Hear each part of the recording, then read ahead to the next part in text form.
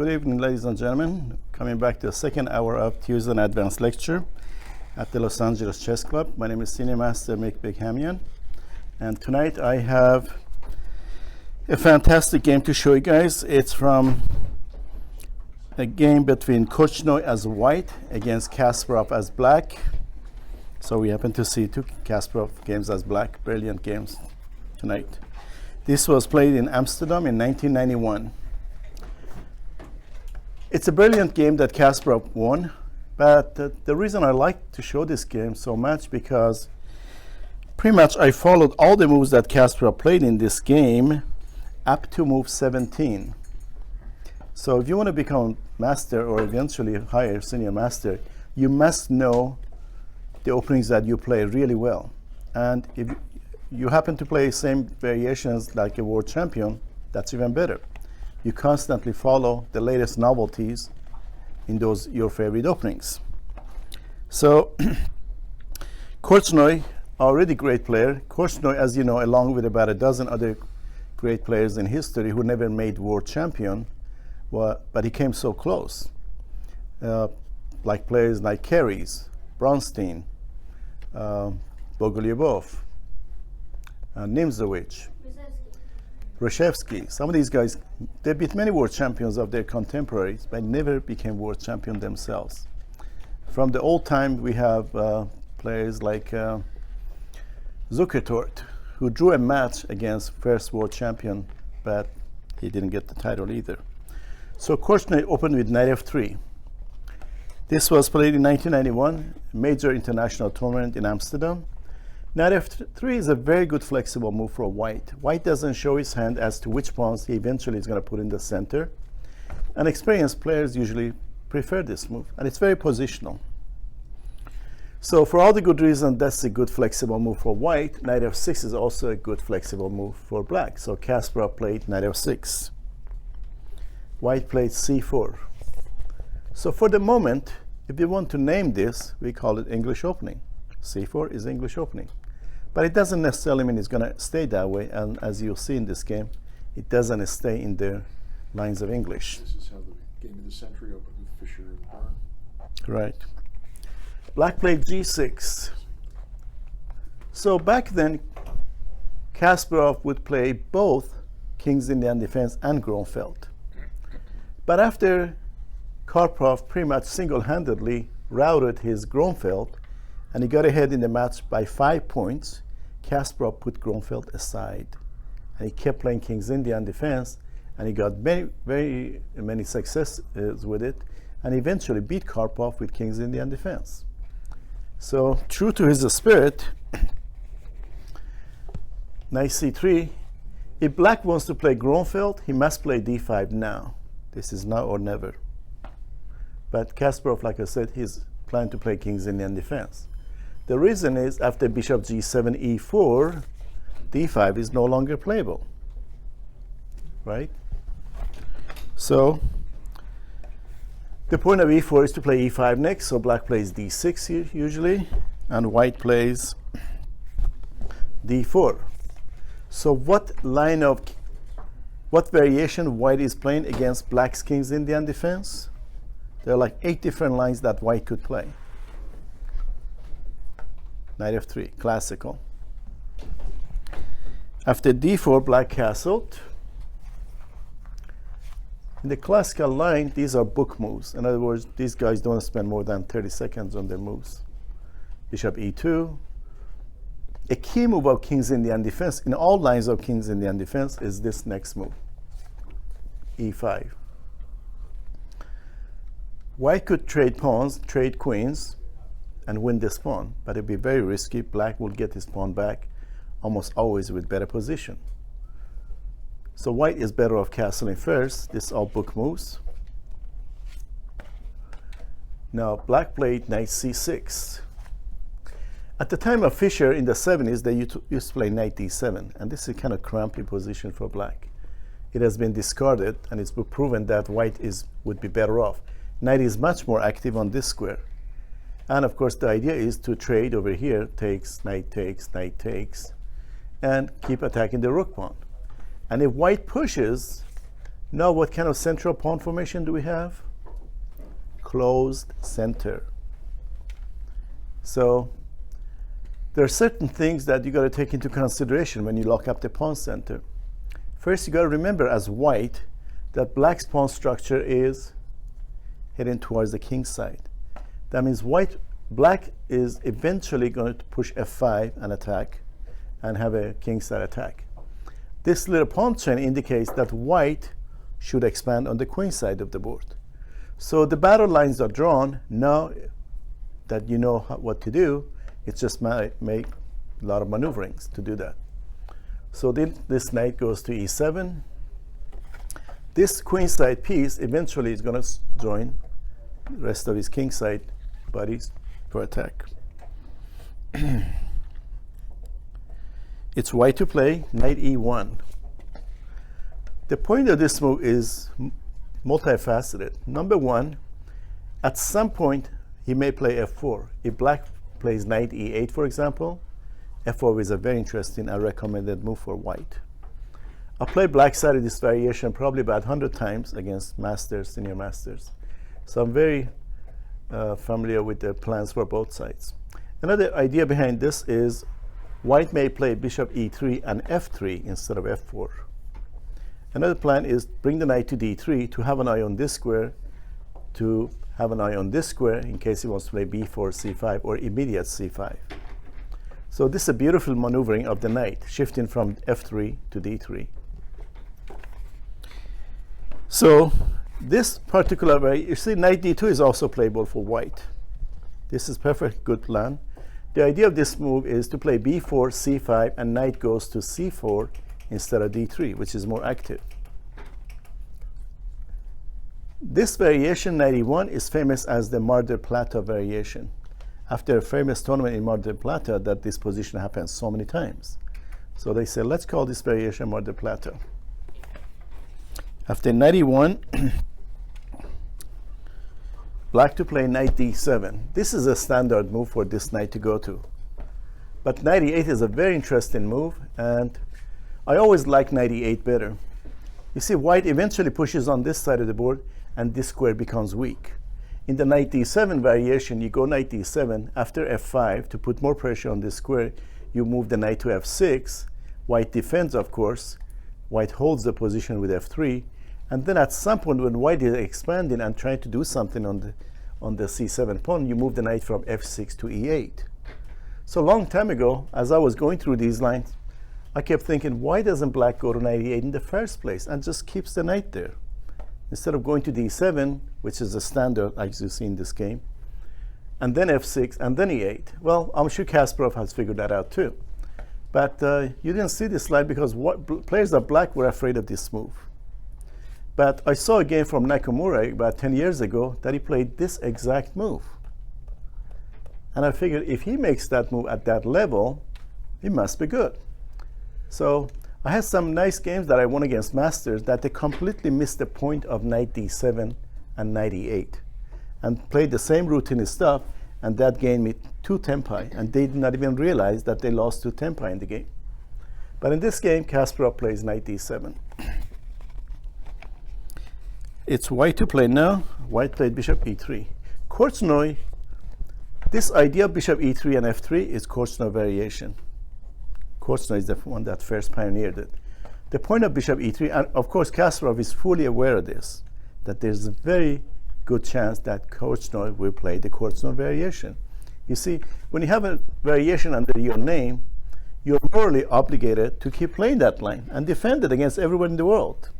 So either you go down in flames, like in this game, or you make that the entire variation solidly under your name. So played bishop e3. And sure enough, black played f5. This pawn lever or pawn push is very important to understand. With these locked up pawns and with these pawns towards kingside, black eventually wants to expand this way, maybe with both of these pawns. That's the plan. On f5, white had in mind to play f3, and he did.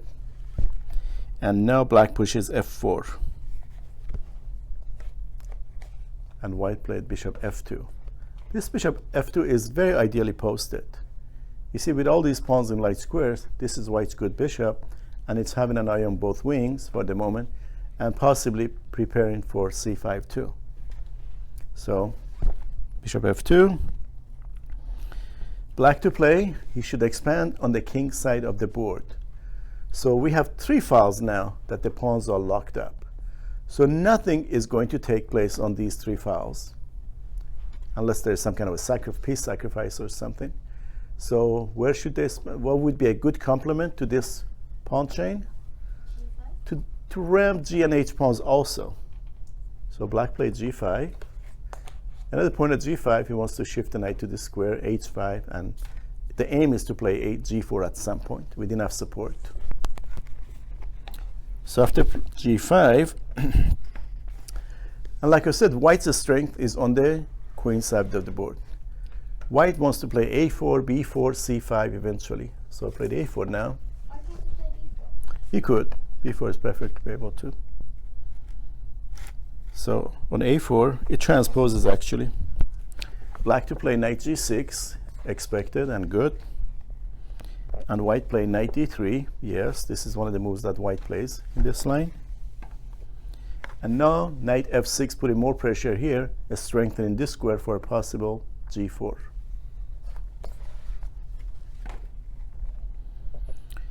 And with this knight gone, that means black has less pressure on this square, which makes c5 immediately possible. So I played c5. And black, so both sides, they know what they're supposed to be doing. White is playing on this side of the board, and black on this side, h5. So each side mind his own business of expanding on their respective side of the board. Now b4. b4 is perfectly playable, and there are several moves that are possible.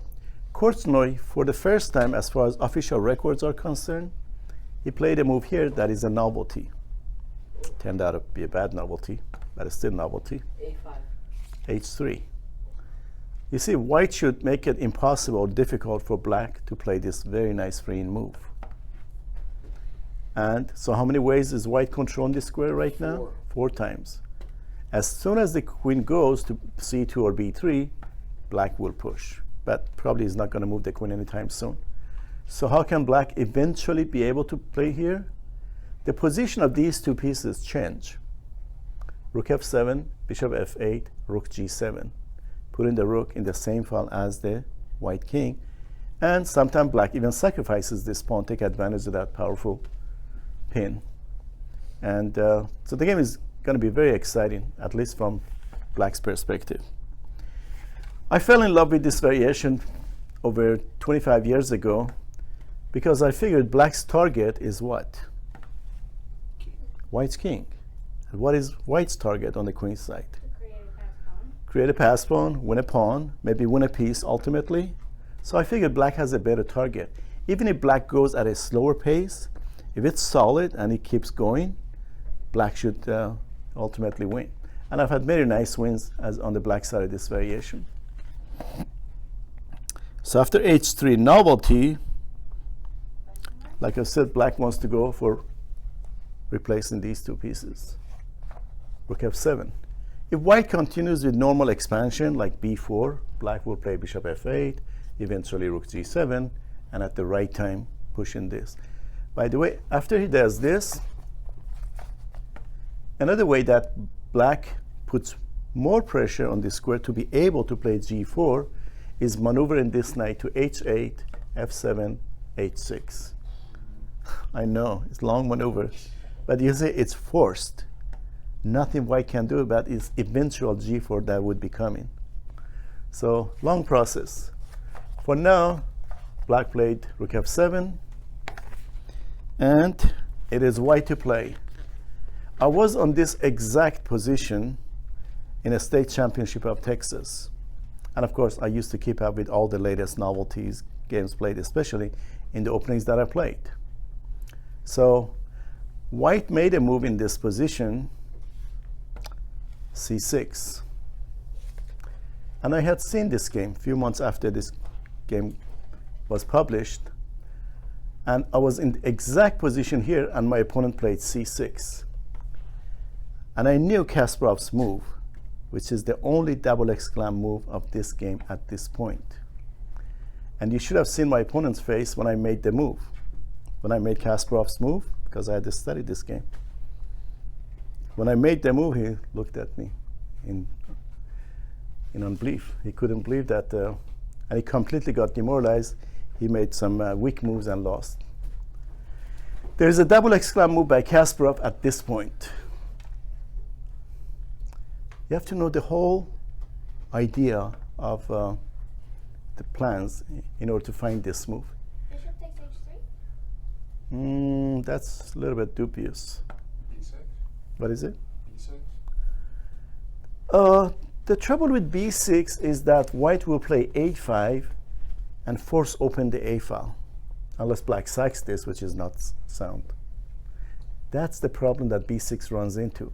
Had this pawn been on a3 or a2, b6 with the idea of a5 next would have been great. But that's a problem with b6.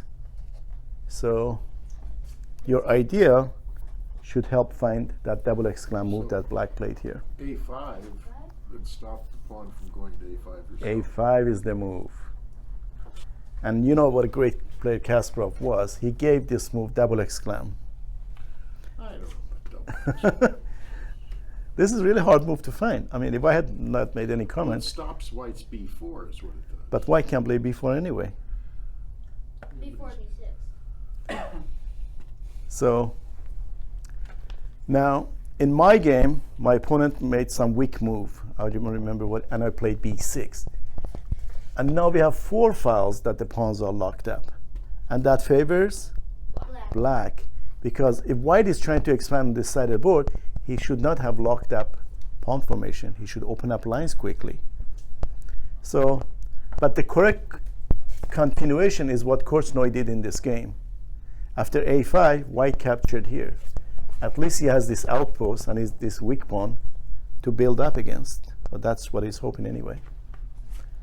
So after pawn takes, black took with the bishop.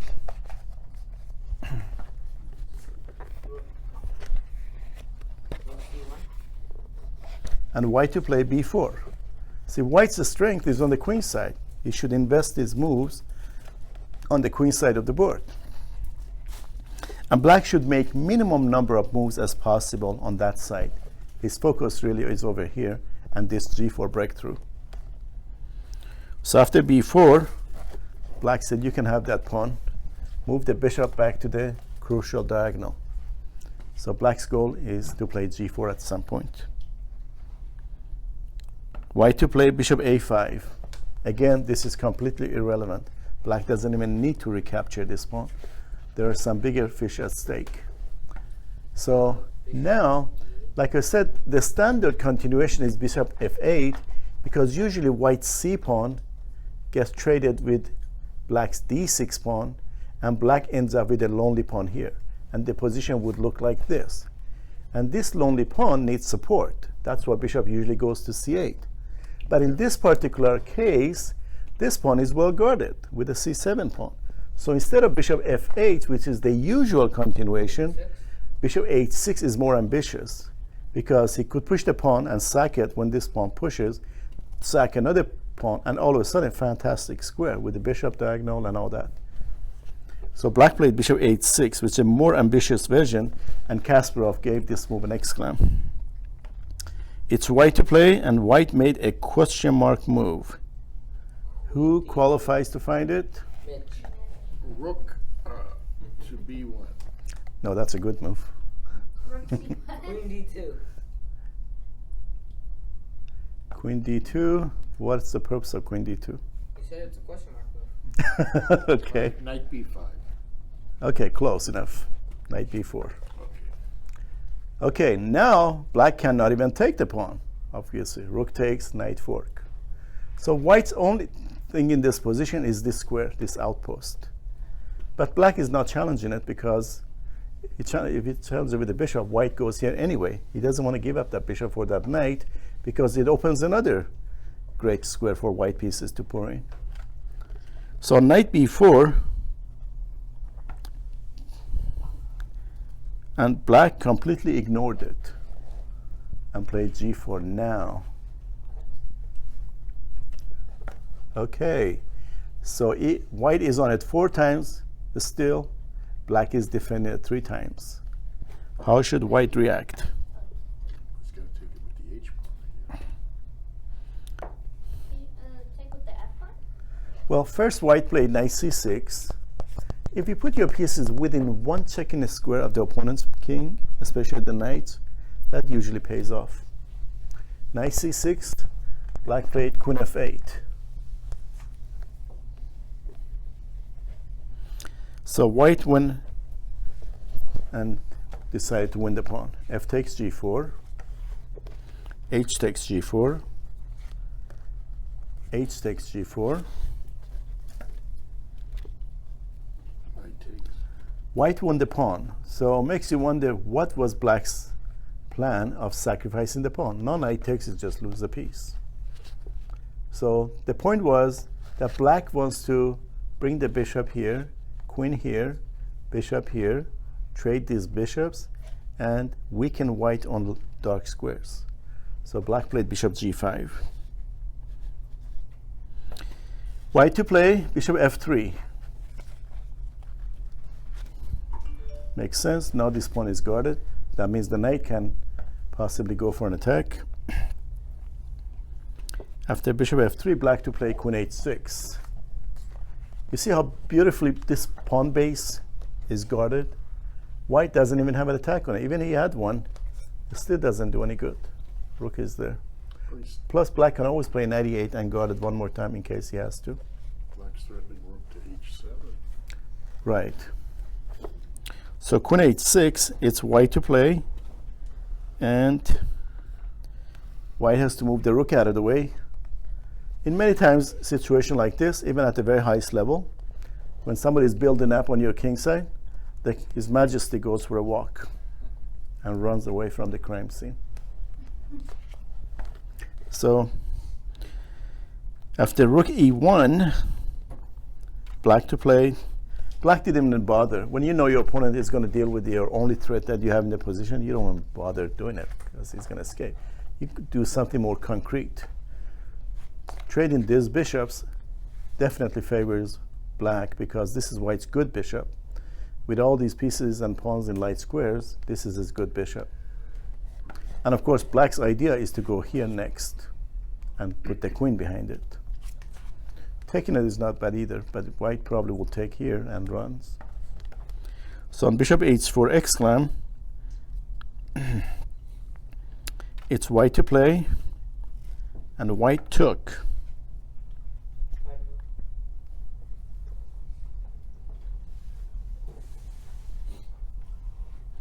No, I'm sorry, it didn't happen this way. After rook e1, black played knight h4. Okay, what's the idea behind this move? Probably knight takes f3. Well, he's going to probably put a rook behind it too. Or maybe knight takes g2. Knight takes g2 might be coming at the right time. It looks a little risky with possibility of this pawn push. So on knight h4, white to play. Knight is the most dangerous piece when it comes to your side of the board. I've repeated this many times, and it's really a scary piece. You must eliminate it. So he took, and how should black recapture? Bishop. With bishop. It's this bishop that is eventually going to go to g3, and he's going to. But for the moment, it seems that white is perfectly position is guarded. Light squares. Bishop h4. It's white to play. Now, pretty much according to Kasparov, all the variations lose for white. Let's look at some. On king f1, what's the biggest imbalance that you see in the position? The king. King came to the same fall as the black rook. So even though this square is guarded twice, black can afford to play knight takes.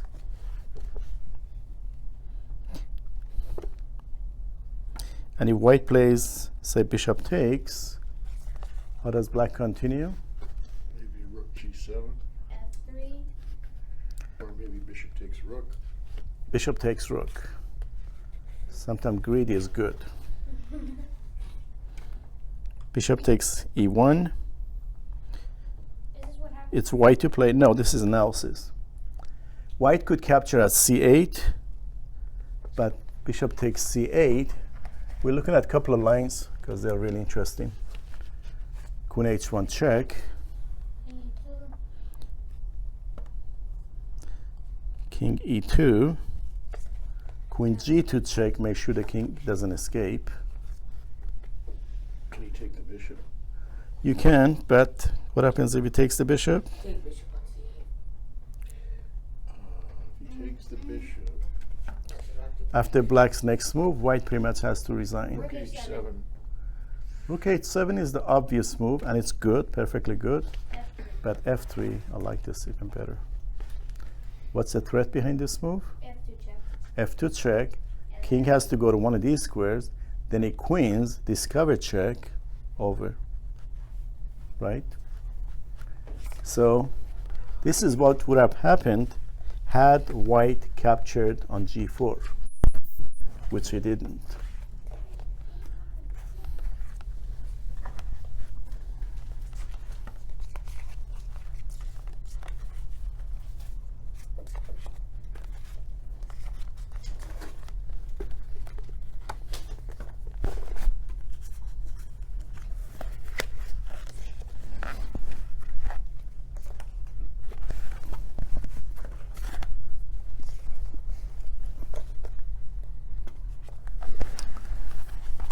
So in the game,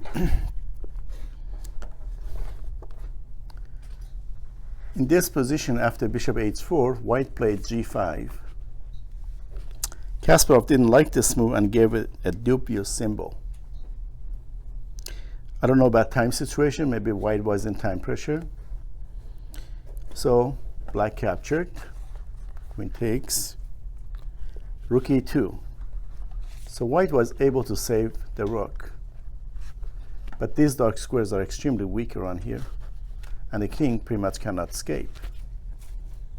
So it's just a matter of 3 more moves, and white could resign. Pouring more pieces closer to the king. Bishop h3. Knight g4, with knight here next. White to play. There's no immediate threat. He can always sack over here. So I play rook b1. You see white's attack on this side of the board? Not getting anywhere. Should he be in defensive mode now? Black, No, white, right, but he's very limited. What can he do? There's not much that he can do. Rook a2 would have been better. Rook on a to a2 rather than b1. Guard the. Well, once the queen gets around here, bishop here and queen here, then this would be problematic. He eventually will have to move this rook away too. His idea is to play this rook here and go all the way to b8 and trying to create some accident on the back rank. That's what he's trying to do behind rook b1. So it's black to play, sure enough, bishop g3, and white to play queen d3.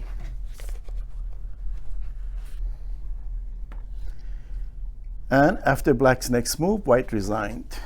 Oh, Queen H6. What's the most obvious move? Queen H4. Queen h4. There's a simple threat of check and mate. And makes you wonder what was Korchnoi thinking, Yeah. That he can right? get out of now it. king. Oh, See, the trouble with moving, for example, this rook out of the way was that in this position, with the rook out of the way, black has this nice move, attacking the queen, controlling the square. That means the king cannot escape at all. When with both of these under black piece control, no matter where the queen goes, queen h4 is still deadly. Unless he sacrifices the queen for the knight, and that would lose. That should lose too. How So- much is Soldi? What do you mean? Even Soldi can win this. Even Soldi? Maybe. guys, I'm not all sure. The lowest rated. Yeah. Hope you guys enjoyed it. Great game by Kasparov.